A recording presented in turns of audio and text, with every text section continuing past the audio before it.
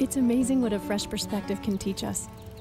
Like realizing fishing isn't about catching fish. And hey folks, in this video we're going to be talking about the best way. Those are outputs at the bottom there. So that would be one way to do it, but as you can see on ours, all of ours are used up. So if I had one free, technically I can pull this out and use this, and there we go. That's one way to get some sound from here. Now also for my setup here, I kind of know, and this lavalier wasn't working.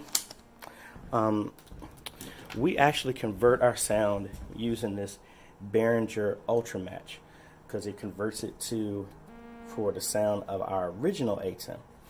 Now, and that is using this RCA cable, and then cameras, mic, but if you don't have any, go for this if you can.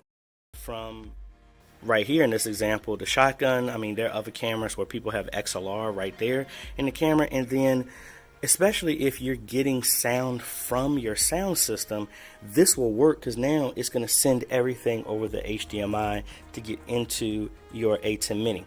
Again, you want to go for this if you can, same way going into the stereo type of cable.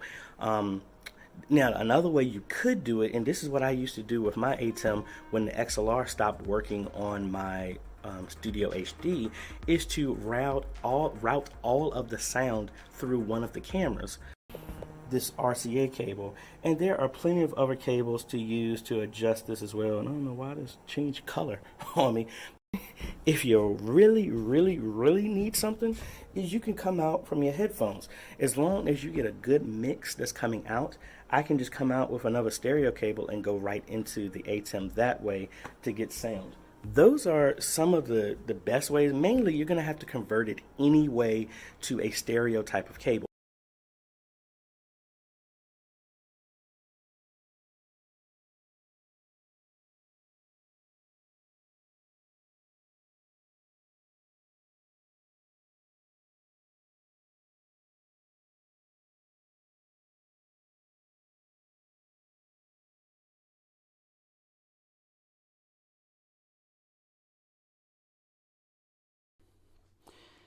Hey my fellow ATEM, ATEM Mini Pro, ATEM Mini, ATEM ISO, ATEM whatever's next. Applications, Macintosh HD, Library, Application Support, take care. Okay, so now we've moved over to my PC itself. So what you want to do is you want to open up a Google page, okay? And what you want to do is download an application called ATEM. Select ATEM, and once that page opens, you want to move over here to where it says download. Now, I'll use a Mac operating system. If you're using PC, you want to, what I did is I created a shortcut as well for you. So I just put it into my notes section. It's that's what you want to copy and then paste. When you open up a Finder window, go to Go, then go to Folder, paste it over there, and click on Go. And it will open up. I bought a DSLR, I've got a GoPro from this service, okay? Okay, so as you can see, pasted, and streaming is still there.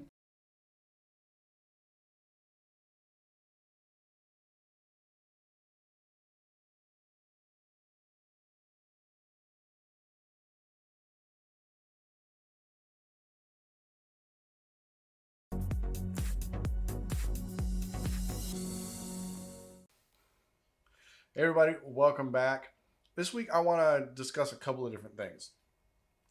One of which is, how can I solve the problem that I ran into last week where everyone had a problem seeing my desktop capture because I was trying to. So one of the problems I had last week was I needed to record what I was doing on the same buttons. They have the exact same. So you're going to get 70 megabits of. Problem is, I've already spent $600 on this. I don't want to spend another $900. Camera Studio only takes SDI as opposed to just recording directly from the Pro. And a lot of people can say, you know,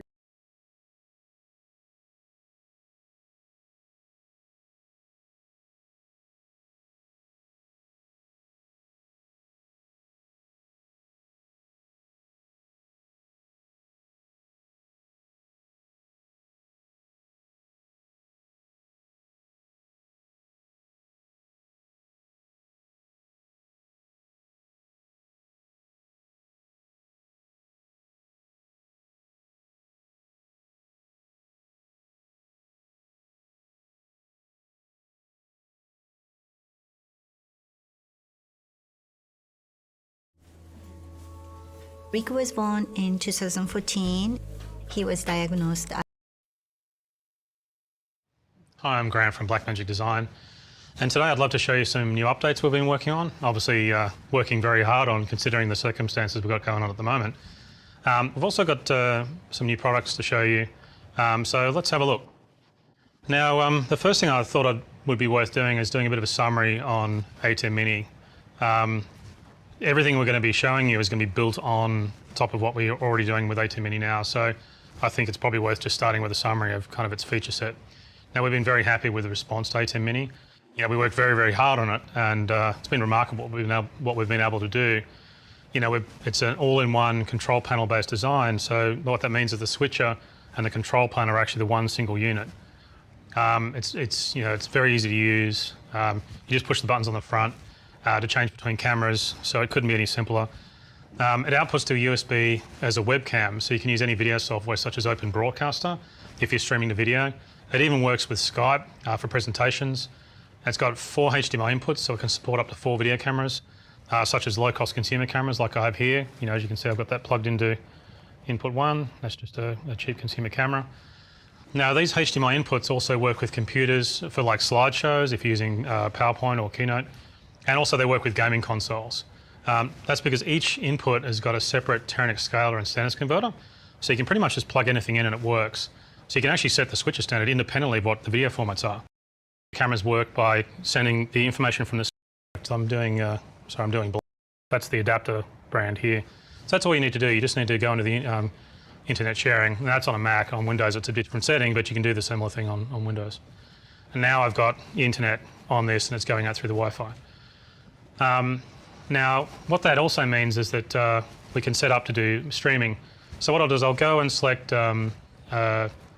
YouTube. So what I do is I go into the output palette here, and you can see I've got a live stream palette. You can see here it is here. Now I'll select YouTube, and there it is there. Now what I need to do is I need to get a streaming key from the YouTube server. So if I go down to, now I've got that page set up, just open here. This is the streaming page to set up a stream on YouTube.